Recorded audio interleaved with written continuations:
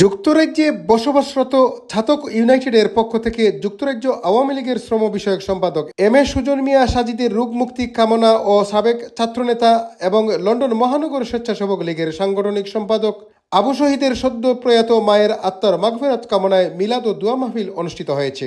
ছাতক ইউনাইটেডের পক্ষ থাকি ছাতকবাসীর পক্ষ থাকি আমরা এস এম সুজন মিয়া সাহেব আপনারা জানেন কিছুদিন আগে ব্রেন স্ট্রোক করছিল, তাইনোর পূর্ণাঙ্গ রোগ মুক্তি কামনার লাগি আমরা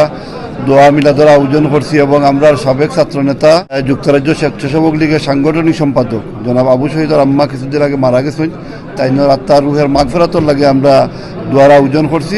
বুধবার বাদ মাগরিবে ব্রিকলেন জামে মসজিদে মিলাদ এবং দোয়া মাহফিলে উপস্থিত ছিলেন যুক্তরাজ্য আওয়ামী লীগ নেতা আনিসুজ্জামান আজাদ, কাউন্সিলর লিলুমিয়া তালুকদার, যুবনেতা মাহমুদ আলী, আনোয়ার কামাল দুলাল, আতাউর রহমান আনসার, রুহুল আমিন, আবু শহীদ, তাজুল ইসলাম, আবুল খয়ের, শরীফ উল্লাহ তালুকদার, মাহমুদ আলী, আবু হেলাল, হাবিব সুফিয়ান, কামরুজ্জামান শাকলাইন, নজরুল ইসলাম, আবুল লেইস, আনোয়ার হোসেন ও আরও অনেকে।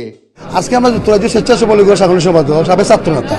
অবশ্যই তার আম্মার মৃত্যুতে আমরা ছাত্র উপজেলাবাসী ইউনাইটেড ছাত্রদের পক্ষ থেকে সকলের পক্ষ থেকে রুহের আত্মার মাগফিরাত কামনা করার লাগে মিলাদ মাহফিল এবং তারই সাথে আমরা সুজন ভাই আমরা সুস্থতা কামনা লাগে আজকে ওই বিক্রম মসজিদ আমরা মিলাদ মাহফিল হইল আমাদের আবু শহীদ, ওনার আম্মা, আমাদের সুজন ভাই ভেরি ইয়াং মানুষ, উনি ব্রেন স্ট্রোক করছিলেন, উনার সুস্থতার কামনার জন্য দোয়া করবেন যেন উনি সুস্থতা কামনা করেন এবং আবু শহীদের আম্মাকে যেন আল্লাহ